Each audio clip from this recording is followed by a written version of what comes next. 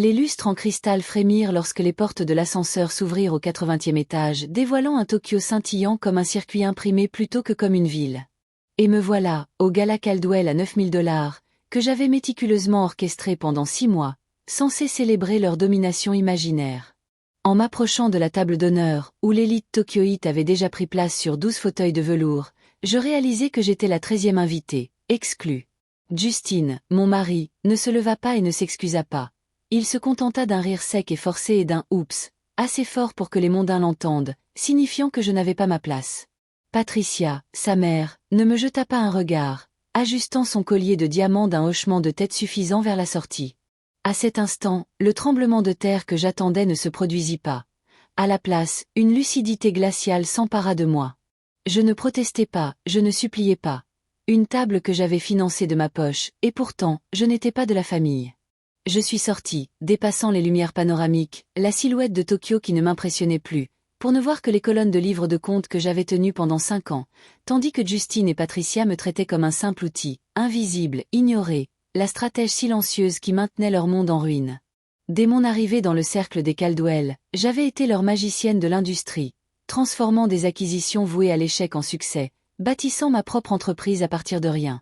Pourtant, pour eux, mon talent n'était qu'un divertissement charmant, tandis que l'empire de Justine perdait de l'argent et que je finançais $900 000 d'impôts fonciers pour empêcher la vente aux enchères de leurs propriétés, tout en croyant que mon indispensabilité finirait par me valoir leur reconnaissance. Ce ne fut pas le cas.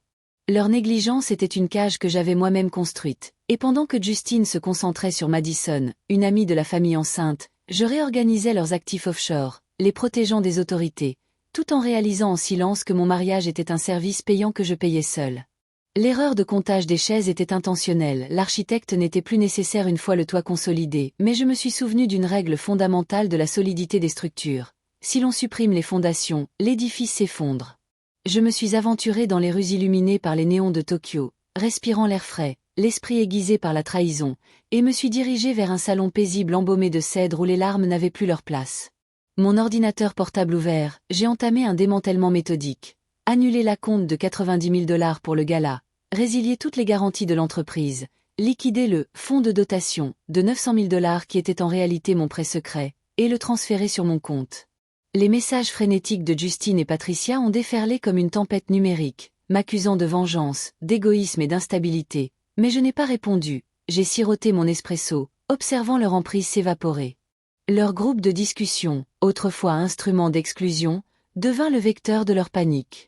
De stratège discret, je me muais en orchestrateur de leur chute, contactant un avocat impitoyable pour officialiser le remboursement du fonds Caldwell Legacy et transformant la trahison émotionnelle en une reddition de comptes précise et clinique. Une semaine plus tard, l'audit révéla un vol, et non une mauvaise gestion. $120 000 avaient été retirés de mes comptes pour le luxe de Madison, les abonnements de Justine et les bijoux de Patricia, les signatures étant falsifiées. Leurs performances exceptionnelles s'effondrèrent. Leur fortune était empruntée, leur intégrité absente. Justine, jadis PDG brillant, apparut trempée et désespérée à mon interphone, implorant ma clémence tandis que je lui remettais l'avis d'expulsion du siège de Ginsa, d'une voix glaciale. Il semblerait que je ne fasse pas partie de la famille, donc je ne suis pas responsable de votre survie. Le verrou claqua, un son plus doux que des applaudissements, et je me versai un verre de vin, observant Tokyo se purifier sous la pluie. 6 mois plus tard, sur la côte amalfitaine, la grisaille de Tokyo avait disparu, remplacée par le soleil et l'air marin. Mon entreprise prospérait, ma liberté était intacte, l'empire Caldwell démantelé, leur nom désormais synonyme d'avertissement, et leur punition, accessoire à ma propre libération. Justine écopa d'une peine avec sursis. Patricia vivait modestement, tous deux libérés de tout privilège, tandis que je formais de jeunes femmes en finance, leur apprenant à construire leur propre avenir, à ne jamais mendier une place. Pour quiconque s'est senti invisible ou dévalorisé, voici un témoignage. Vous n'êtes pas défini par la place que l'on vous offre, mais par le monde que vous créez lorsque vous vous en éloignez. La vengeance ultime, c'est de vivre pleinement, avec lucidité et un horizon qui vous appartient entièrement.